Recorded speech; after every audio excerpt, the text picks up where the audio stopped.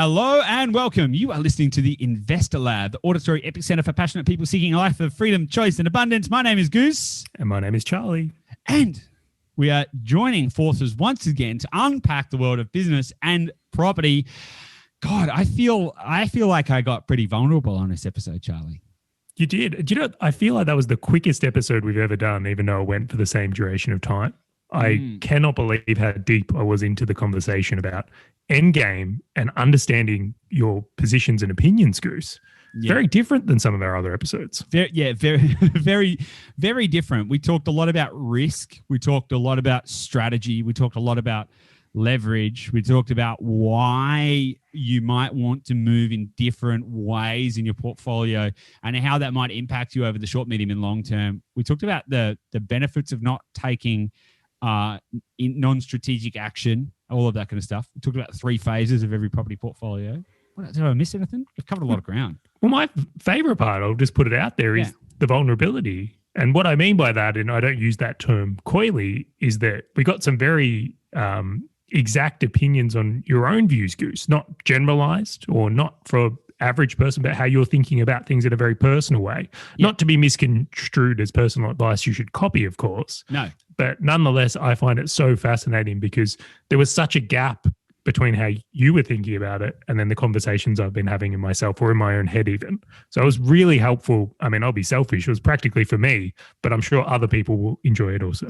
Yeah, totally. So, if you enjoy this episode, let us know. We love the feedback. Send us a message, send us an email, do all that kind of stuff because we do love the feedback. It's really great to hear from everyone. Without any further ado, let's get stuck into it. I hope you enjoy this and let us know what you think. And if you want to subscribe, please do that. Whatever platform you're on, whether on YouTube, Apple, whatever, just do the beep, boop, boop, hit the bell, do the ding, up the thumbs, all the stuff. Do all that kind of stuff and make sure you share this with someone you love and care about as well and head to theinvestorlab.com.au to grab more resources and access more episodes. And as ever, I look forward to seeing you on the inside.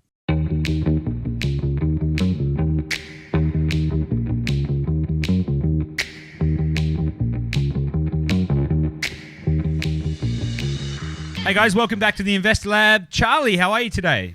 Excellent, Goose. Very exciting time. I must admit, last night we were looking at a property and I guess my juice is flowing, right? It's all the right type of excitement. It's like, what are you thinking about at 10 o'clock at night? It's like, it was that. Cash flow. Yeah, it's a really interesting time of year. So like as a business, like we're actually fairly busy. We've actually got quite a few clients at the moment who are... Everyone wants to buy, but actually when this episode comes out, it's actually going to be just into the new year. So as we're recording this, it's just pre-Christmas. So we're in like the end of year. Let's try and get it done.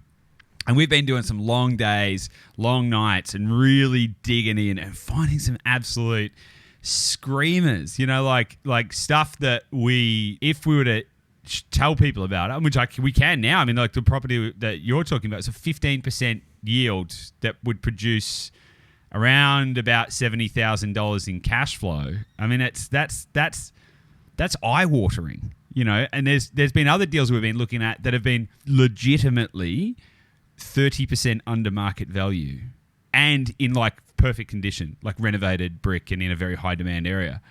And it's like when you start picking apart these deals, it's hard. Like my heart starts palpitating, and I'm like, oh my God, like what is this? And it's the most exciting thing, I think. I thought it was a joke. I laughed when you said it. Do you know when someone says something that it's like you don't? It's like this involuntary sound like came out of me as you mentioned it. I was like, I can't believe this is it. I have an interesting ideation around this though, or theory, which I'll share before we get into the topic that I'm eager to discuss today about Endgame.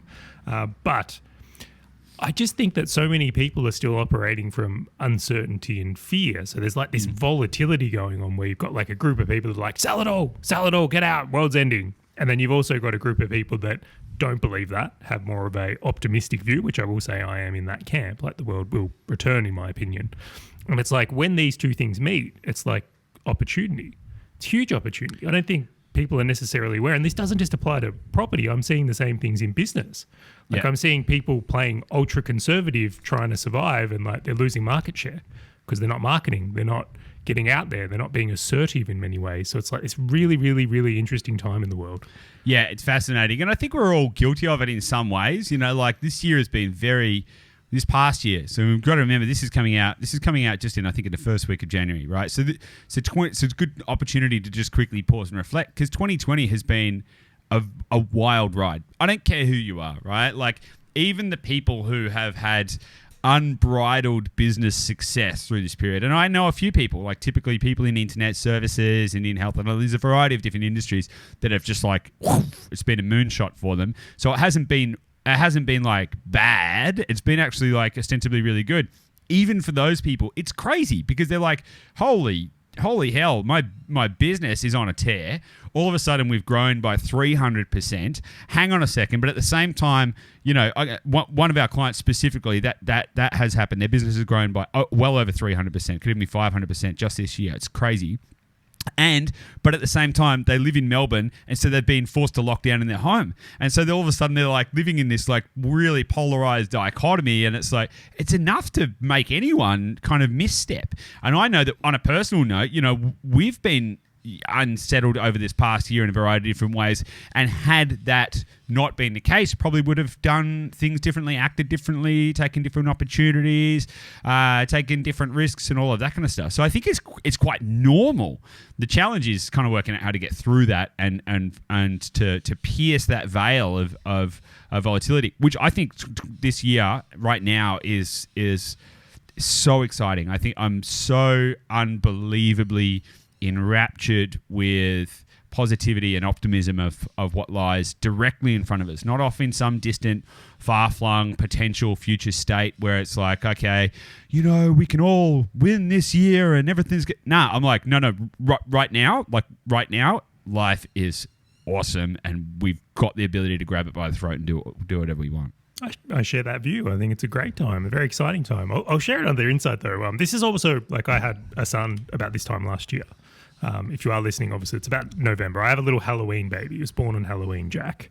Yeah. So for me, this year has been my home life as a child, completely different internally in the home, lockdown in Melbourne, and weird business. I feel like it's like I woke up one day and like I'm a different person. Like I live in a different world.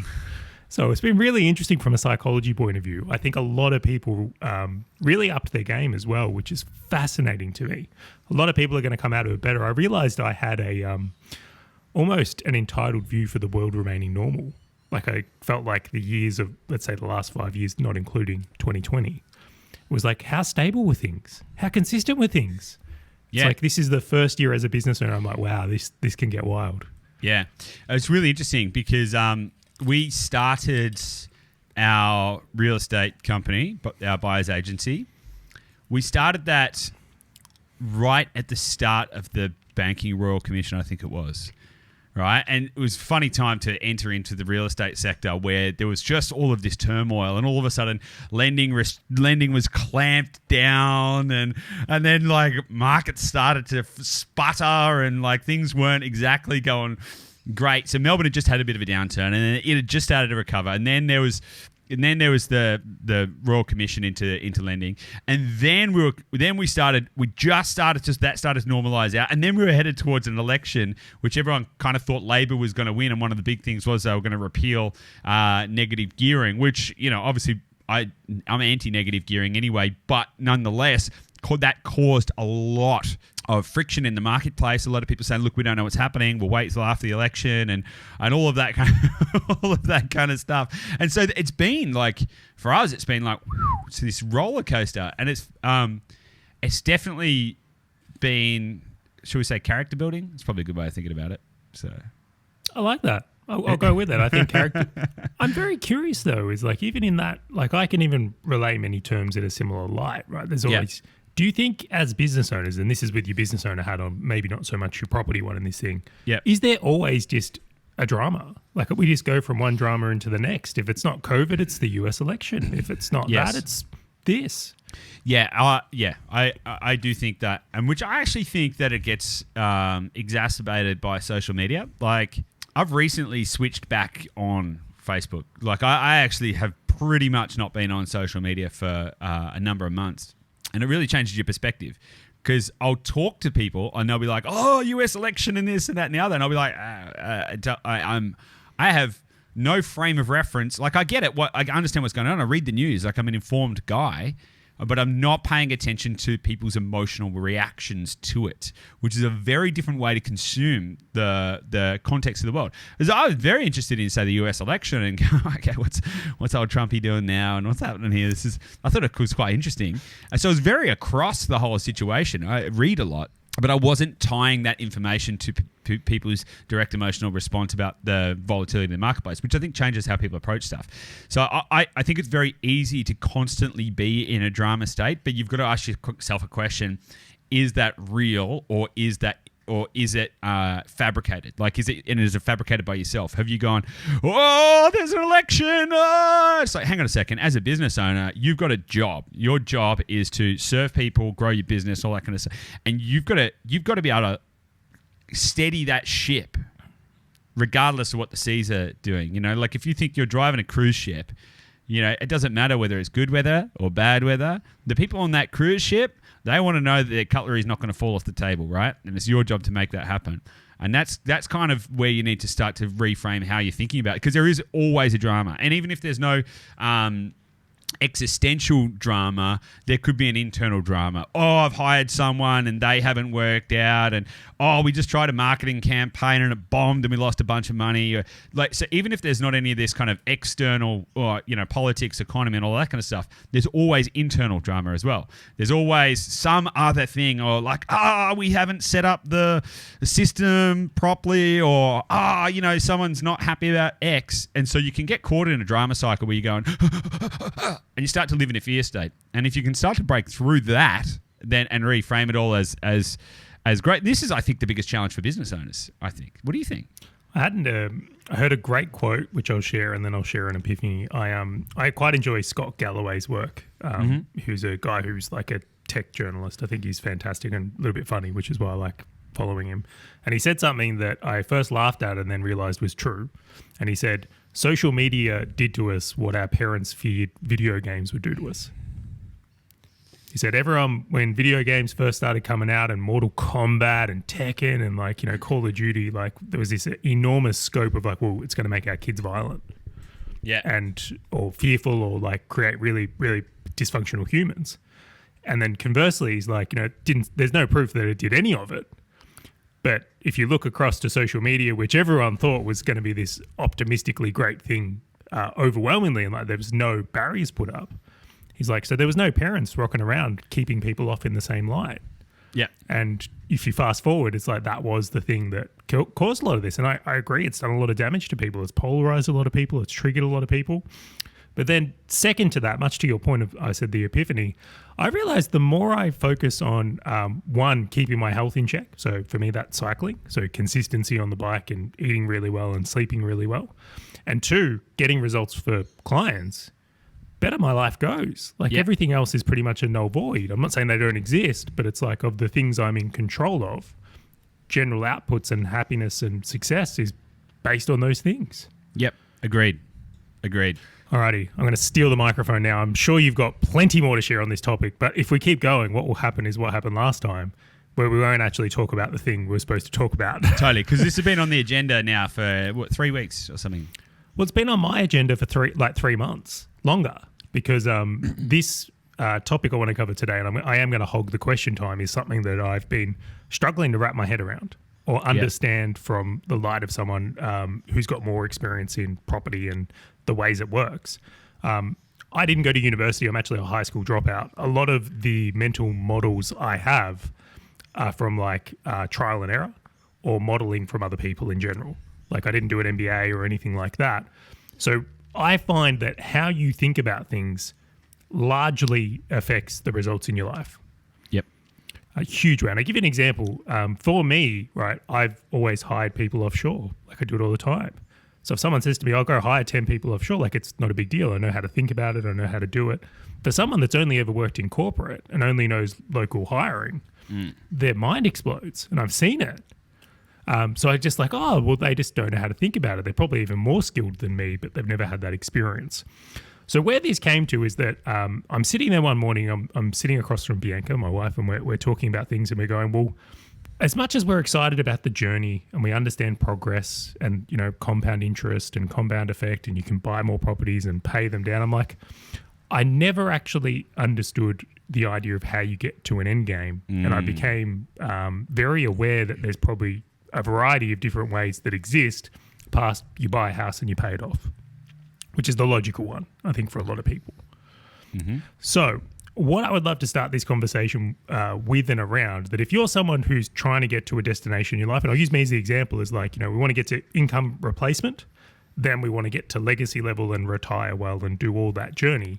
How do you think about someone's journey from, like, let's say starting in year 0, so their first year, to actually going through to being someone that is what we would call financially independent, or the journey of that kind of cycle?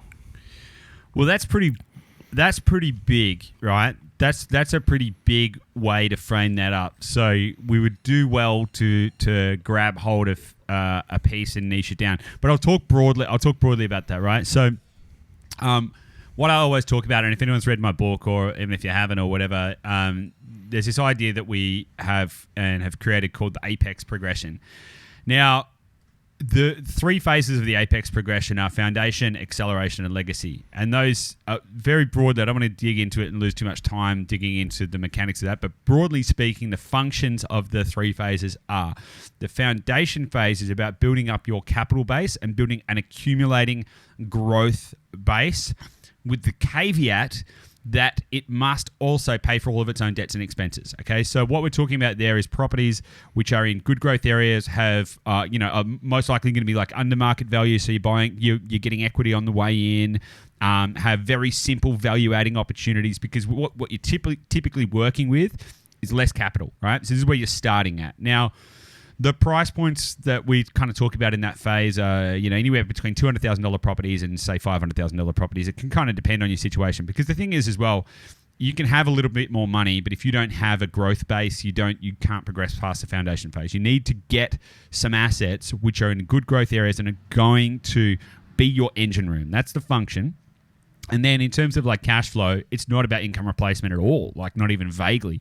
It's about debt buyback, right? Which is a very different idea.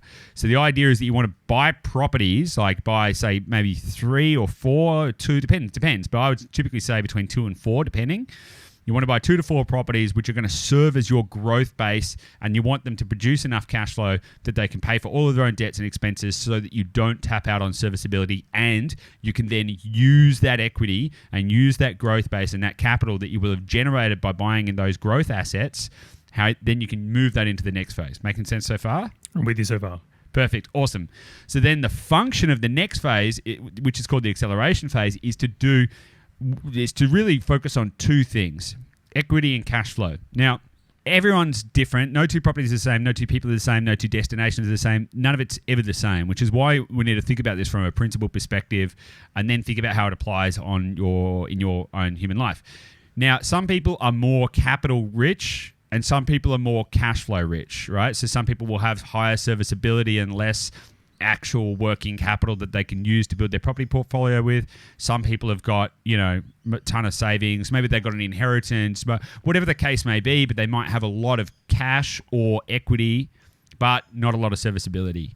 And I've met just as many people in that position as people who've got more serviceability than capital. Like it's a relatively even split. So to that degree, then there's no one size fits all. So you've got to go, okay, based on your situation, once you have built up enough equity to be able to move into the next phase, which is typically going to be roughly around $150,000 to $200,000 of available equity, right, to enter into the acceleration phase.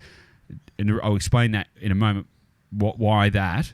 But really the function is you need to focus on whatever you need most in your portfolio. So, for example, we've got clients right now who have got plenty of capital and almost like very limited serviceability. Like they're going to be very close to tapping out when they can buy if we don't focus on cash flow assets right now. So that phase could dictate a couple of things. So we could buy an existing triple occupancy property that's going to be high cash flow. We could buy a property that we can add a granny flat to, provided that the individual has enough capital to execute on the granny flat strategy as well to increase their cash flow, right? So there's different ways to elevate the serviceability. Now, the thing that kills most property portfolios is running out of serviceability. That's the number one thing that stops people growing their property portfolio. However, if you want to do it well, you also need to make sure you're focusing on increasing your capital. So then there's the other side of the acceleration equation, right? So you got one side which is cash flow, and you got one side which is equity generation, and that's things like subdivisions, maybe small developments, or basically chunk deals where we're going, okay, how can we what are the easiest ways that we can increase and accelerate our capital position? Often that will transpire into a cash flow improvement as well, but we're looking at what the function of those kind of two things are. Now, understanding that there are only really ever two levers that you ever need to pay attention to in your property portfolio, and that is your accessibility to debt and your accessibility to capital. That's income versus capital. That's all you really need to focus on. So if you need to focus more on increasing your serviceability or buying back some of your serviceability, you can do that by increasing your cash flow, or you could also do it by paying down some of your debt. And this is going to loop back to this endgame idea. So for example, you may go, okay, well, I've got a subdivision project, so I can chunk up my capital, but by, say, doing a small lot subdivision, so what I'm saying is like a battle axe subdivision or something like that, you could subdivide the land, sell the land, and then take that capital and put that back into your existing portfolio to increase your existing portfolio's cash flow and decrease your debt, and therefore free up some of your borrowing capacity. That's one way of doing it. So the function of that whole phase is to play this dance. It's a dance between borrowing capacity, capital availability, and all of this kind of stuff, and understanding how to position what assets at what time.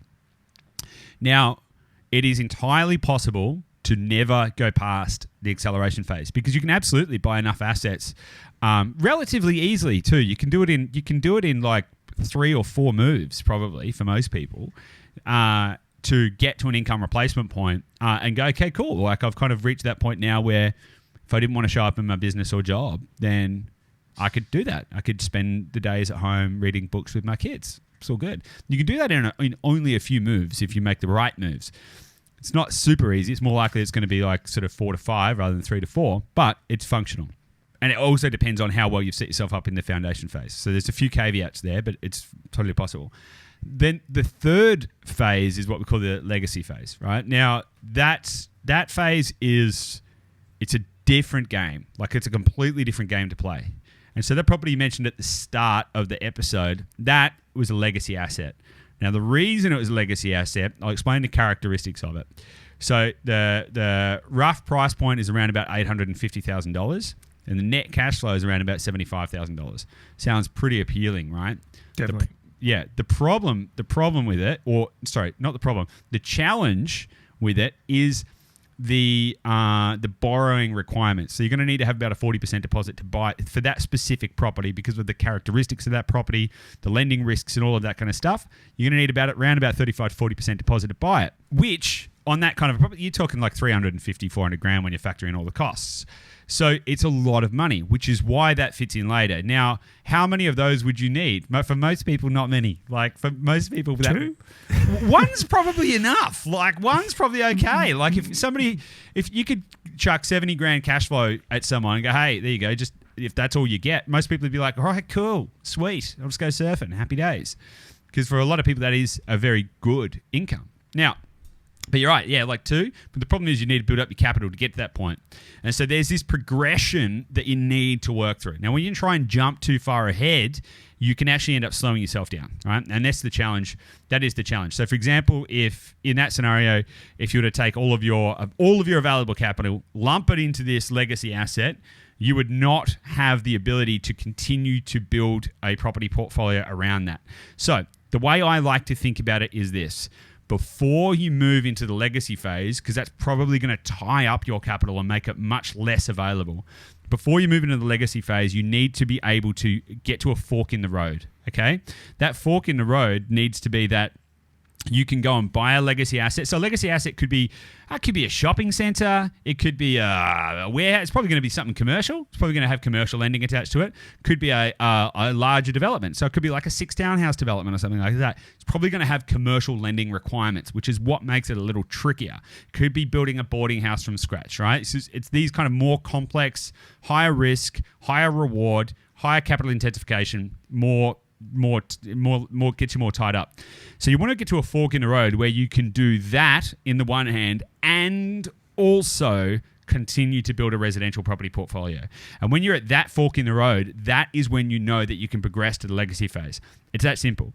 So if you sit there and go, "Ooh, I could do that, but bam, I'm out. I can't buy any more properties for like the next 4 years." All right, maybe it's not the right move. Okay, but if you can kind of do those kind of two levers together, then you can do that. Does that kind of explain the 3 phases? It does, but I've got so many questions. Great. Awesome. Because I think all right, so when you said that to me and I've read your book, and by the way, if you haven't got a copy of the book, go buy it. It's a really great read for articulation of some of the things Goose has just mentioned, and I think it just makes you a better investor if you're getting into this game. It's worth a read. Definitely is. I quite enjoy it and your story at the start. Anyway, at a top level, right? If I look at that, I grasp that completely, as I do for most people, but it feels like there's so many details or circumstantial things that then make it a bit cloudy, right? Yep, 100%. So you just described, you go, okay, foundation, sweet, nailing that, get a few foundational growth assets, acceleration, nuts, I'm doing granny flats everywhere, great. Maybe I do a little subdivision or something. Yeah, to keep your capital going up. Yep. Yeah, I progress through that stage, and then it's like, right, I've reached the fork you've mentioned here where it's like I can keep going in residential, and I now have the ability to buy some potentially commercial assets or higher yielding cash flow assets with higher risk, higher reward, probably higher education requirements as well, and a better understanding of things. All right, I've got this plan, and I get that from there. Where I find it gets a little bit cloudy for me, though, is that there's some details that start to exist that I become like, oh, I don't know. And I want to go through some and I want to ask them, and then maybe we might have to do some like examples of the type of person. Yeah. You ready for this? I'm always ready. I love it. All Let's right. go. I knew you would answer that way, by the way, and I was like, sweet, he'll give me the overview. This will be great. But my first point is, right, you've just mentioned all of this. Let's just head straight to debt. How does debt play a role in this, and how do you think about it? Like, as I said, it's how you think about it. Is my aim that the end game I should have no debt? Is it wrong or bad or not the greatest idea to have 50% debt when I'm 80? Is that even an issue? You want the answer? Definitely. Depends. So here's the thing, right? It depends. So here's the thing. Here's the way to, like, let's talk about how to think about debt, because every single person is going to be different. It's all going to depend on your risk profile. I am absolutely not going to sit here and say, well, everyone should have 50%, loan to value ratio, because, hey, now I don't know. Like, it depends. If you want a higher... I want to caveat this, though. I had a conversation with a broker who I will not name. It's not the broker I use if you are listening to me. You were good about this. But he said to me, like, legitimately, you would not be wanting to head into he goes, you shouldn't be carrying any debt after 65. He said, your whole plan should be working. And I'm like, I don't think that's right. That's maybe. No. You cannot live in those levels of absolutes. What happens if someone's listening to this and they're 60 and haven't built a wealth plan? Like, they're going to get it. Guess what? Go carry some debt. Like, it's not that. Debt is not bad. There's nothing wrong with debt. It's all about managing risk. So, if you want a higher return on investment, if you're optimizing for return on investment, more leverage is better. Like, let's take this to an extreme. If you could have a portfolio, let's just simplify it, at one house, if you bought one house at 100% LVR, right, or let's just say 99% LVR, okay, and it's a $500,000 house, and you bought it at 99% LVR, so you've only got 1% of debt, of equity in the property, and all of the rest of it is debt, and then, so you've got, let's say, $5,000 in the deal, and then it goes up by 10%. All right, so it's made $50,000 of operating profit. Now, just like all profits in any business, to get that profit out, you're going to need to pay tax on it, okay? And this scenario is called capital gains tax. But it doesn't matter, even if you sell shares, you're going to pay capital gains tax. Everyone goes, oh, so what about the selling costs? You're going to realize selling costs or liquidation costs regardless of how you access your capital. So I think it's just a completely moot point. Anyway, moving on from that little rant. So, if you've made $50,000 of profit out of 10% growth and you've only put $5,000 in it, I haven't got the maths on that, but what's that? What's that in terms of return on investment? It's like a 1,000%, 10x? Well, it's 10x, right? So it's 1,000%. That is a 1,000% return on investment. So you say to someone like, do you want 1,000% return on investment? Awesome. Go and find someone who'll give you 100% LVR loan. They exist, right? They do exist. They Scary, exist. but they do. Yeah, go and get 100% LVR loan and go buy a house, right? And just like if it goes up, dude, crushing it on an ROI basis, right? That's awesome. But it's pretty high risk, right? Let's be honest, right? If you are leveraged that high, it is higher risk. Now, some people have got different risk tolerances, and it's going to depend on where you are in your journey as well. So, for example, if let's just take an example that if you bought a 95%, I actually did this calculation the other day. I'm trying to remember the price point that I did it at. I think I did a 95% LVR on a $300,000 property on an average growth rate of 5% a year, and it was on interest only at 6% yield, right? And so I did all this. That was the basis of the test. I just wanted to kind of have a calculation on the ROI. And I said if it grew at just 5% a year, so no moonshot growth, no double-digit years, nothing like that, just 5% a year, pretty average. Now, and then I capitalized the growth and the cash flow together. And then I said, what if we sold it after 5 years? Because you get an interest-only period for 5 years, right? So I said, what if we just got one $300,000 property at 95% LVR? It grew at 5% a year. It was 6% yield, and it was on interest-only. And at 4 years and 11 months, we sold it.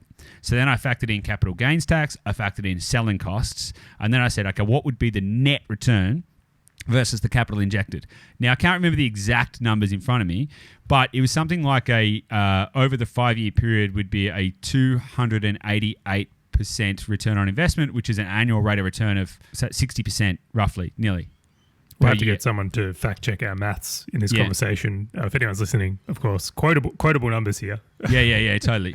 But I'll actually maybe record something and stick it in the show notes on this because it's really interesting. On a return on investment basis, it's quite good. But what you asked about was debt and what's the end game.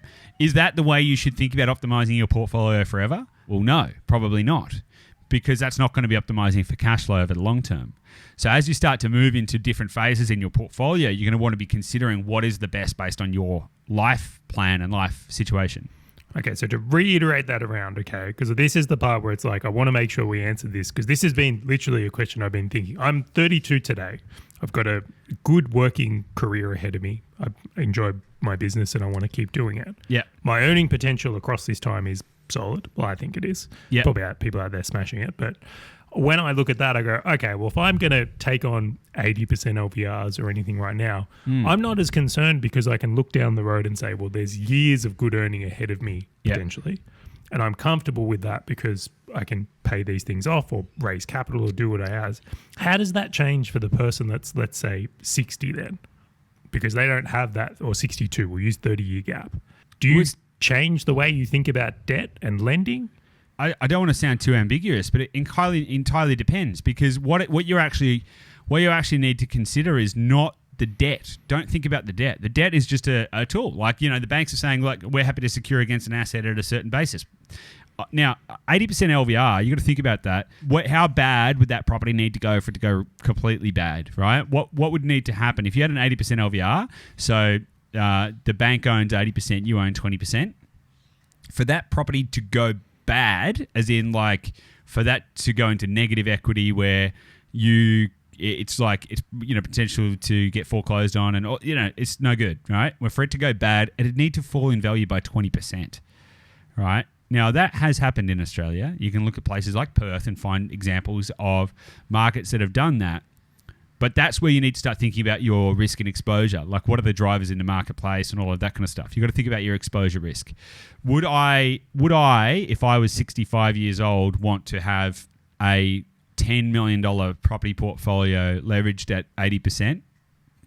Probably not, but I'd also say that's a little bit down to personal preference as well, right? Because here's the thing that you need to really be thinking about. You need to be thinking not so much about like, oh, what's my debt position? It's what's my risk exposure? What is my cash flow? How many moving parts do I want in my business, i.e. my property portfolio, all of that kind of stuff. Because there's a couple of different ways to think about it, right? If you owned less assets and had zero debt, they would be way higher cash flow. So what I spoke about a moment ago was optimizing for return on investment. Typically, when you optimize for return on investment, you're not optimizing for cash flow. That is not a good way to go for cash flow, because the more debt you have, the more expenses you have. The debt is you got to pay more interest. Totally. The debt is the most expensive part of the operating costs of your real estate empire, right? Your real estate business. So then you got to think about, well, what am I optimizing for? And we've used that term a lot on these episodes. I think it's so critical to think about that in so many different ways. Because if you're optimizing for cash flow and you have more capital, then it kind of like it changes the game. Because you could, for example, let's say you're a cash buyer and you know, say you've got $1 million in cash and you go and buy a $1 million property that is yielding at 4%. Now, I'm not going to do the maths on that because I don't know it, right? But that's going to produce a significant amount of cash flow. Why? Because you've got no debt. Well, $1 million property, 4% would be 40 grand a year. Yeah, minus things like property management rates and everything like that. So there'd be a little bit of a net difference. Call it 30. We'll go 30. Yeah. Then. Okay, cool. Awesome. Right. And so if you had the ability to do that, you would have 30 grand cash flow. Now, if you said to someone, do you want to buy $1 million property that has $30,000 cash flow? Most people are like, oh my God, it sounds great. But what you're really talking about is what's the debt equation in that property. And this is how I think that we need to change the way we think about debt and what the end game is. Because a lot of people will say, here's the strategy, right? You buy 2 properties every year, and then I've seen this played out before. It was like buy 2 properties every year for 10 years. Or maybe it's 1 property every year for 10 years and then get to year 10 and then sell half and pay down the other 5, and then you have 5 that give you the cash flow you need for life, right? I'm so happy you said that. That's literally the next question I had on my notes. So if really? was talking, yeah, because this is the next period. So we're talking about, okay, as you get older, the amount of debt associated to return versus cash flow and risk, which I think is the big one there. But then the next one I go to is even if you're that same person, and we'll use an example, pretend you've got 10 $1 million properties, and you've bought 1 a year for 10 years. Is the aim then to give it time to pay itself down from rents? Is the aim, as you've mentioned here, to start thinking about you sell some down to accelerate the payment of others? Are you just constantly trying to introduce new capital? Let's talk about your situation, because you mentioned that you're 32, you've got a good working life ahead of you. Here is the reason that the idea exists that you need to buy as many properties as you can and then sell down some and use it to fund the other ones, right, to pay down all of the debt. It's typically because those properties are negatively geared. That's where that thinking comes from, right? Because at the end of the day, unless you pay down the debt, you are not going to get any cash flow for a really long time. So that's why the idea is there that you need to go really hard and push your limits and then sell some assets to release the capital to pay down the other ones, because you'll reduce your debt and increase your cash flow. However, if you buy positive cash flow properties, even if all you did was buy 6% yielders, which, again, just to reiterate, 6% yield, if you only, let's say you buy only $350,000 properties at 6% yield, you're going to need to buy a lot of them to replace your income if you just look at the first year income, right? Probably about $1,500. However, the benefit of those assets, let's say you were to go and buy 1 every year for the next 10 years, but then you got 20 years of working life ahead of you. Those properties are going to pay down their own debt and subsequently increase their own cash flow. So it starts to act like a flywheel, because what's going to happen is you're not even paying for your debt. The tenants are paying for your debt. You could walk away. You could go sailing around the world with your family, and your tenants will pay down their debt. Caravanning, Goose. Caravanning, right? On your land, you're in your land yacht. So the debt, as the debt gets paid down by the tenants, who are also producing a surplus, so you can actually pay it down faster if you want. If you're not in a position where you need the cash flow now, right, you can actually just keep lumping all that cash flow into those properties, pay down the debt faster, which reduces your operating expenses, which in turn increases your cash flow, and which then allows you to pay down the debt faster and it starts to speed up like a flywheel. And so there's the ability that you don't need to sell down the assets because the assets will pay down their own debt.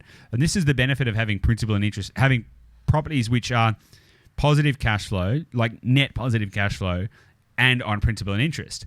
So, but again, what we're talking about here is like, well, how does this apply, right? So if you're earlier on in your journey, you probably need to optimize for expanding your footprint, right? You probably need to try and get your growth base there, which means that you need to tread a fine line between getting a good ROI and spreading your capital and also making sure that you're liquidating your debt, i.e. having positive cash flow properties. As you move later into your portfolio, it might make more sense because you don't need to have 10, 20, 30 properties to get the return, to get the cash flow return. So you may go, okay, well, how could I have 5 properties which have a lower debt level? Again, I don't believe that you should necessarily have completely owned properties outright. I actually don't think that's an efficient use of capital. I think that's actually pretty silly, in my opinion, is to have zero debt on a property. But you might say, well, how can I reduce that down to say 50% or 60% LVR so that you've got more efficiency with your money and you're still growing, but you're increasing your cash flow basis? Does that kind of answer the question? It does, but I want some opinionated questions now. So these are opinions. I'll flag this. All of this is opinion. Totally, but I want to know your personal opinion and not you. When you answer, sometimes you give a general opinion. Yeah, okay. Right? So like the 3 phases are a generality, but then there's the what would Goose do, which is a personalized opinion. Yeah. So I look at this right now and say, well, let's pretend Goose is 65. Mm-hmm. He's got his 10 $1 million properties. What LVR are you running at? 70%. Okay, so that's the Goose acceptable level. As I said, opinion and risk tolerances, that's not personalized. But for Goose, I'm just very curious because you've spent much more time thinking about it than I have. Yeah. Now, it might change when I'm 60, but I'll tell you why if you want. Definitely. Okay. So it might change when I'm 60. I'm not. I'm 32 as well, right? Oh, no, I'm not. I'm 34. Man. The years Anyway. are flying. Oh, God. I'll tell you what, though. I reckon you look much younger than me. I'm like, fuck, business has done its toll. Look at this hairline. What is happening here? Okay, so like for me, the reason I say 70% is because I want my money to work for me. The way I like to think about my money is I want to put it to use. I want a return on investment. Now, 70%. So when I touched on a minute ago where you got to think about what your risk is, what your exposure risk is. Now, if you were to consolidate a portfolio and rather than going, how big can I make it? I'm going to buy as many properties. I'm going to buy 10. I'm going to buy 100 $100,000 properties versus 10 $1 million properties or whatever the case may be. I know which one I would choose. There's a degree that you want to diversify and have diversification and to spread your footprint so you don't have single point sensitivity risk. But there's also a point where you can have too many moving parts and it ceases to become efficient. Anyway, so going back to that, if I was to have that kind of portfolio, I would want to have good quality assets. Now, good quality assets are going to be typically, in a stable area and all of that kind of stuff. The reason I say 70% is because I wouldn't foresee. Now, there's every chance that you could be wrong, but if you've got a diversified property portfolio of, say, 10 properties, right, and one falls by 40%, right, let's just say it crashes. Let's say you've got a cool property in Perth and it crashes again, but it crashes by 40% or 50%. The fact of the matter is you've got 10 properties that have all got 30% in it, so you'll be able to soak up that equity loss, and it won't force you in a position where you need to go, oh my God, I need to sell stuff. You can probably just wait it out and be okay and like no stress. If I had 90% exposure on all of that when I was older, I'd probably say it's like there's probably no need to do that. You could probably sell down some assets and reduce some of your, increase some of your cash flow, reduce some of your risk. And the reason I don't say 50% or even just pay them all off or anything like that is because I want an efficiency of money. I believe debt is a really good tool. Like debt is good, in my opinion. Debt is a great thing. Debt is what gives us the ability to do more. So I also want to get a good return on investment, but it's about balancing return on investment and cash flow. So the types of assets I would invest in would be higher yielding assets at that phase of my life, higher yielding assets to get the cash flow. So now, realistically, maybe it's going to be 60% LVR because of lending, because it's probably going to be in the legacy phase. But the premise is the same. I want to continue to access debt because I want a better return on my investment, and to continue to expand my footprint in a safe way that's also going to give me the cash flow.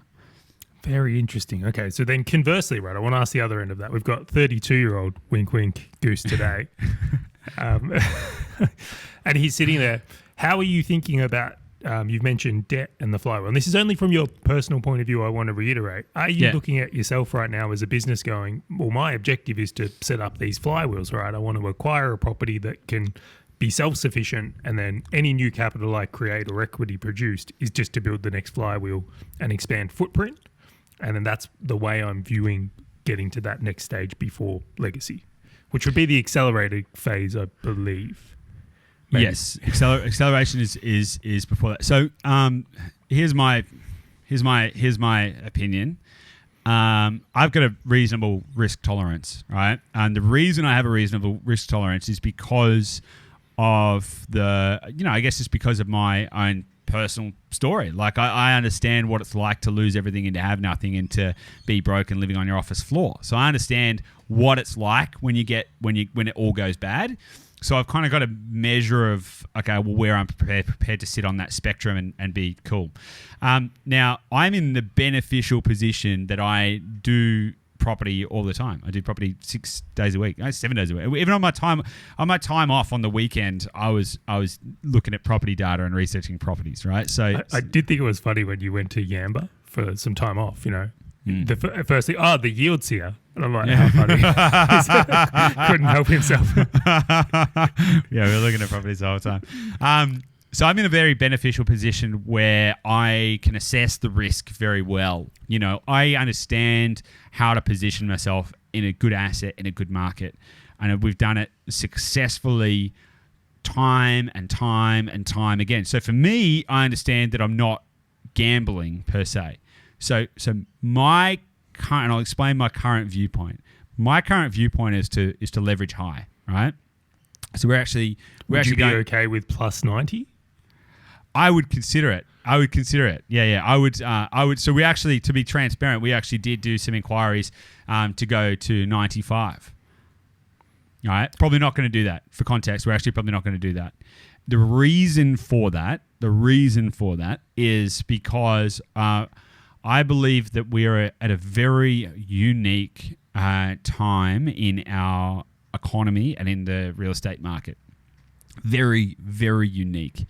And I can see the extreme benefit in expanding our footprint. So to that degree, I would see that right now is an opportunity for higher leverage. But here's the caveat. I don't want to carry that leverage for a very long time.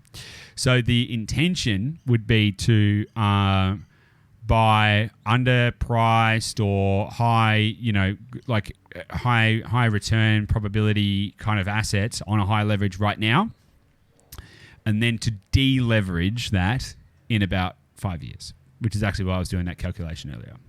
So yeah, well, I'm so glad you're actually moving into my next questions like so fluently. So just to reiterate or recap, because I think a lot of the things might seem curse of knowledge for you, where it's like you take for granted what you know, where for people like myself, where this isn't where we spend our time, it's like, oh, hang on. Earlier on, personal preference is higher LVR. You're completely comfortable with on shorter time spans. Yeah, on a shorter time scale, yeah. Yeah. The next thing I say, though, is that in this imaginary journey I've had in my life, I realized that everything's a fixed asset. So I'll give you the example. Like I bought a property and I just imagine I own that for the rest of my life. The idea of selling it or when to sell it, if that's even a consideration, is not there. It's kind of been, okay, well, you're accumulating and accumulating. Now, there's two parts to this question. Do you think it's necessary to buy and sell assets to be successful in this game? Should people be thinking about it? Okay, well, really, on average, you may only hold a property for 10 years. No, you absolutely don't need to sell, right? And here's probably the better way to think about it for most investors, right? And again, but that's how I want you to divide it, right? Because I think the advantage you have, you've got a couple, right? Is one, higher skill. Yep. So for you to go to 95% on an LVR with your skill level and awareness, probably less risky than me going around and doing 70%. Well, yeah, totally. Here's the thing: if I go to 95% LVR on a property, and I know that I know, don't think and I don't speculate, but I know that I'm buying it for say 10%, 15% under market value. Like there's pretty limited risk there because I know that I'll be able to refinance that in 3 months, and I know that the value will be there because it'll just be an underpriced asset. So for me, it's about risk management. But go on, sorry. Conversely to that, and I'll use this as an example, if your whole business is dealing with investors and everyone you look around has 10 properties and that's the norm, yeah, that becomes your reality. If you've got 8, you're like, well, hang on, I need 10. For myself, like when I look around, and not that I understand the investing portfolios of the people around me, but it seems unusual to be doing this thing, so more risk is inferred because it isn't normal in my world. Right, does that make sense? Did I articulate that well? No. So what, building a property portfolio seems risky? Okay, so I'll act it from this way. Every person you speak to in your business probably has property in some form, or at least is trying to get property. Yep. Right. Everyone in my world, it's abnormal for anyone to be investing in property. It's not the normal at all. So I feel like I'm the odd one out. And conversely, I'll use a different example. I'm very comfortable hiring in the Philippines. Normal for me, very normal. But for a lot of people, they see that and they're like, can they speak English? It's like exaggerated example. Yeah. But it's like you see how the different worlds kind of get us to think about these things differently. Like your version of normal is very different than mine. Yeah. When we start to think about property. So bringing it back to the buying and selling of assets, and if that's necessary, essential, or how to go about it, how would you think about that, one, for yourself, and then two, for someone, we'll say like me, who isn't a pro or pretending to be one or anything like that? Yeah, it's going to depend. It's really just going to depend on a couple of things. I know I keep saying it depends, but let's try and unpack that. So you don't ever need to sell, right? So you can buy if you're prepared to play a longer game, you don't ever need to sell. You buy the right assets and you hang on to them. And it's that simple. Like it's not rocket surgery. You just buy, and typically you're going to want to sit with a lower LVR, manage your risk a little bit better, make sure you got good cash flow, and play a slightly longer game. And that's okay. And realistically, most investors should only buy assets that they could hold for the long term. In fact, everyone should probably only ever buy assets that you could hold for the long term. What's long term? 30 years? 50? Yeah, like forever.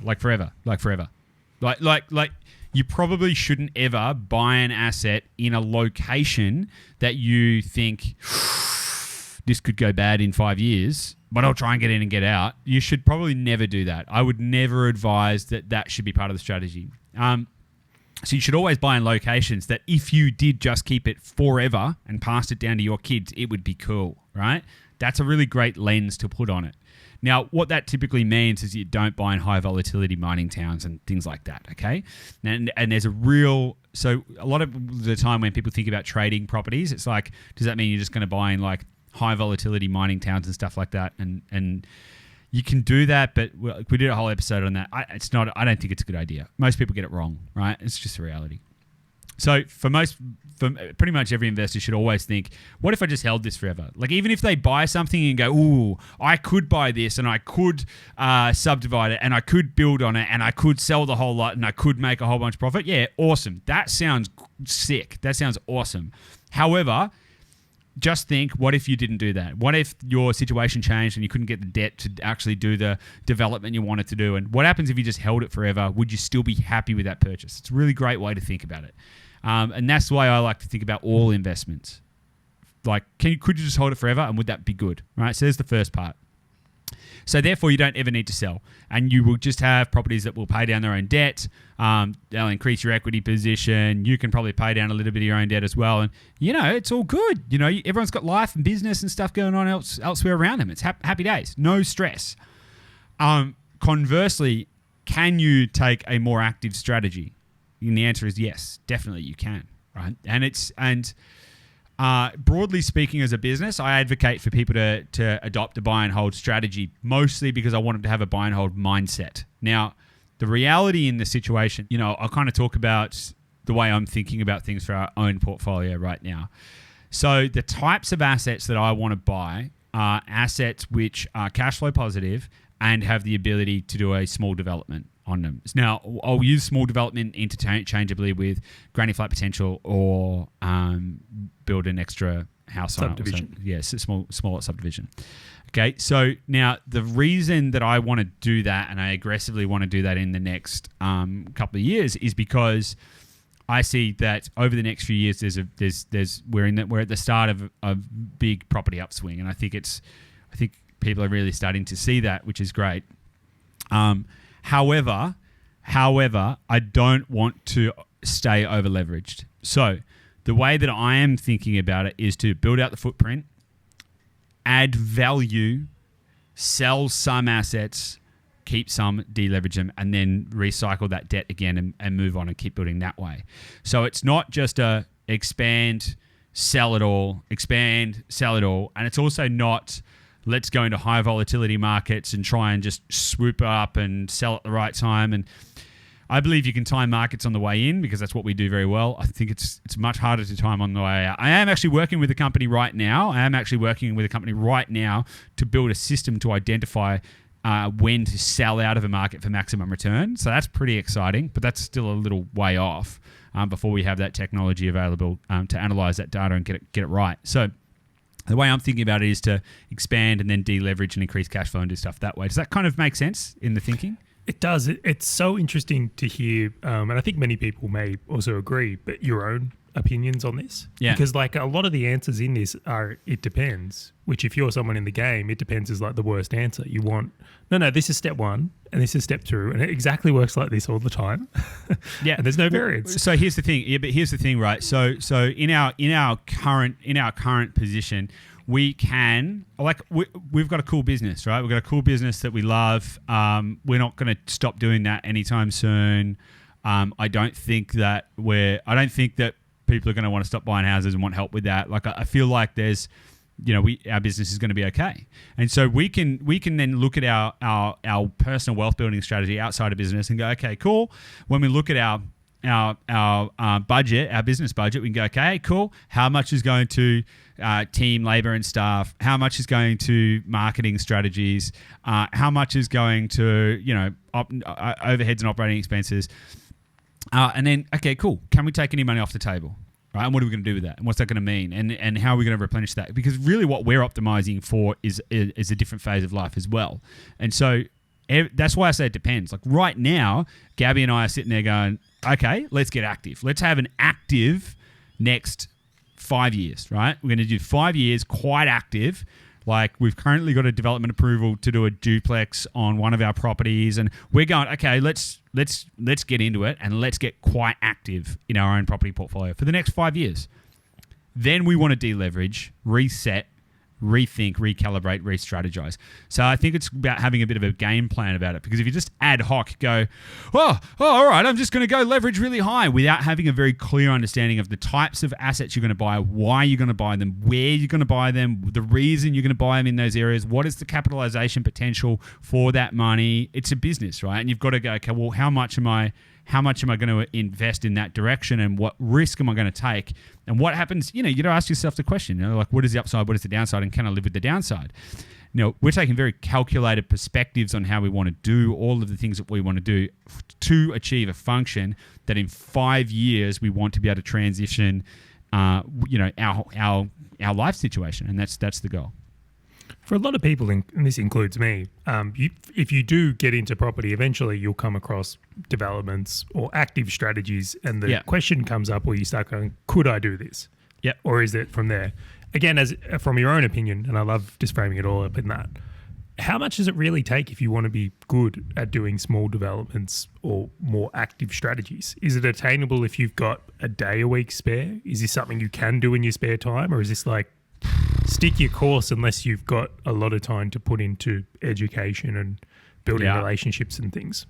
I would say for most people, don't try and do it yourself. It's very complex. Here is the benefit that Gabby and I brought to the table coming into this industry. Me personally had 15 years of project management experience in events. Now, what that actually means is that I was doing construction management. So, because we're like building basically whole cities. So, like water infrastructure, plumbing, toilets, shelters, huge scaffolding, building, right? It was large-scale construction site management was what I was doing. Machinery operate, the whole moving parts, council applications, building permits, building codes, understanding all of those things. So we actually have a benefit that we brought a lot of that knowledge to the table. So when we first started looking at property, we're like, yeah, this makes sense. Okay, so yeah, we were the planning department, the people that I already speak to on a daily basis. Yeah, cool, no stress. I understand what that code BC 231 is. Cool, great.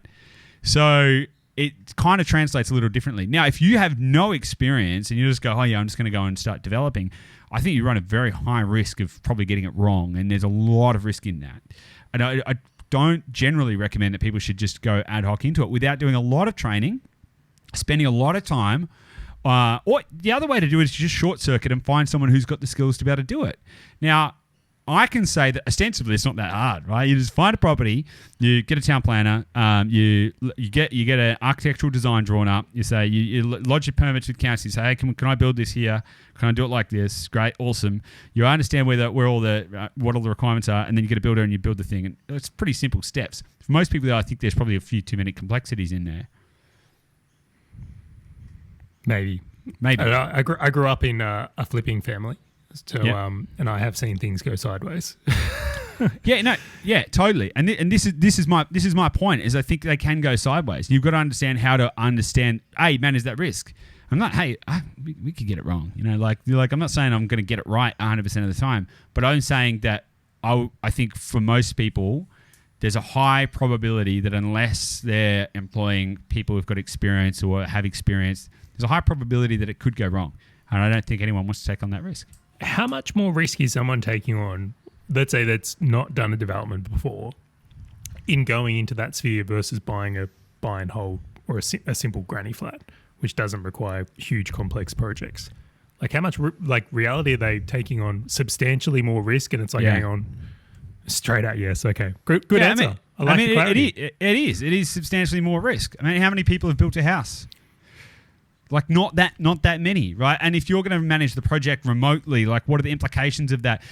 You've got to have a system, right? Now, I'm not going to pretend to have all the answers here at all, but you've got to understand, okay, what would be our weekly reporting process? How would we track the project? Who's going to be in charge of what aspects of it? What are the communication pathways? How do we set up the financing structures? All of that kind of stuff. There's a lot of moving parts. There's lots of stuff to understand. For most people, I'd say that it's, that's why I espouse, by and large, a buy and hold type strategy. Now, we always talk about the value adding component. Now, where that comes into it, though, is you've got to build up your emotional and intellectual fortitude and also be prepared to lean into a team. Now, for reference, by and large, I will look to other people to assist with small development things. Like I won't go, yeah, I know what I'm doing, man. I'll go sort it all out. No, not at all. I'll look for a local area expert. So for example, in Adelaide, we have a local area expert, right? We actually have a town planner in the Adelaide market. And look, let me just use Adelaide as an example. We have a town planner in the Adelaide market who's very good, has a lot of experience with subdivisions, can help us very quickly calculate the feasibility of the projects, all of that kind of stuff. I also happen to have a friend who does small developments in Adelaide. That's his whole business, right? So I can then go, hey, man, can we have to talk about this? And I can lean into him. And he also then has builders that he has reliably used on dozens and dozens of projects. So it's very easy to then go, okay, well, I've already got the network and I can do those kind of things where I can reduce my risk. And I think that's something that people need to consider, because it's all well and good. There are courses out there which basically say, the way to financial freedom is to go and buy these chunk deals and get stuck into it and just do it all yourself and, start to tear down houses and build rooming houses and do all kinds of crazy stuff. And I've personally spoken to so many people who've done these kind of courses that have gotten stuck, overwhelmed. Most of them have never started. And the reason they've never started, thankfully, is because they're just looking at all of the things going, I have no idea how any of this works. And it's quite scary. And then there are some people who try and do it and make mistakes. And then there's a fractional percentage who do it and absolutely crush crush it, and then they're held up as the example, and everyone goes, oh my God, hang on a second, why is it that that person has succeeded and I feel stuck? And it can get really confusing. Now, for the most part, for business owners, I don't know that many business owners that have got like let's say a digital services business, and they're going, you know what's really missing in my life? Site visits. You know, I love my digital services business. I love everything I'm doing here. You know, the thing that's missing for me right now, I really just want to chuck the boots on, wander around site and chat with the boys. I don't think that's actually happening, right? So then you're going to think, okay, how do I realize the result? Because you've got to remember, real estate is not the goal. Real estate is the vehicle. That's so interesting. And you throw the idea in of like, if you are playing with leverage in a higher risk environment, then you just increase the risk even further. Yeah. And I have read, and this is more specifically why I asked that question. I've actually read a couple of books recently about duplexes. Yeah. And I felt, I've got some experience in the building industry, and I'm like, I felt like it was heavily oversimplified. Yep. And not in one chapter did it reference the value of experience and relationships.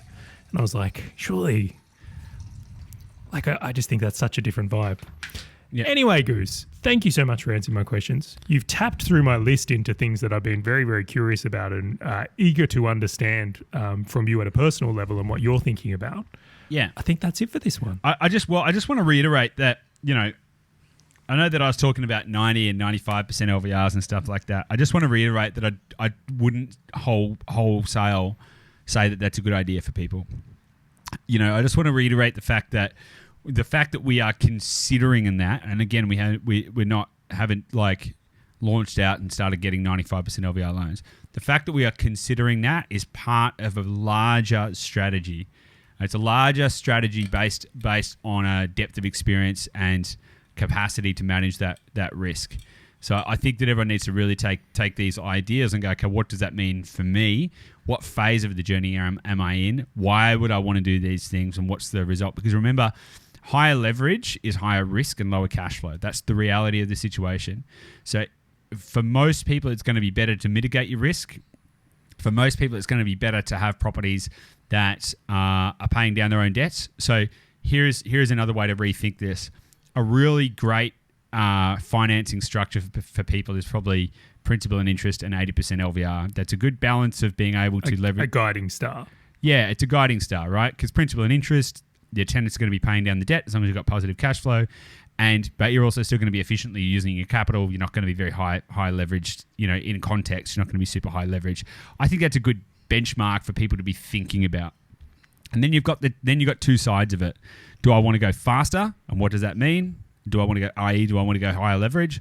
Or am I happy to go a little slower but increase my cash flow, i.e. lower leverage? And they're the kind of ways to think about that kind of thing. And I think it's really important that everyone's obviously get some deep financial advice from people you trust, not just mortgage brokers. Mortgage brokers are awesome, but they'll do whatever you want them to do.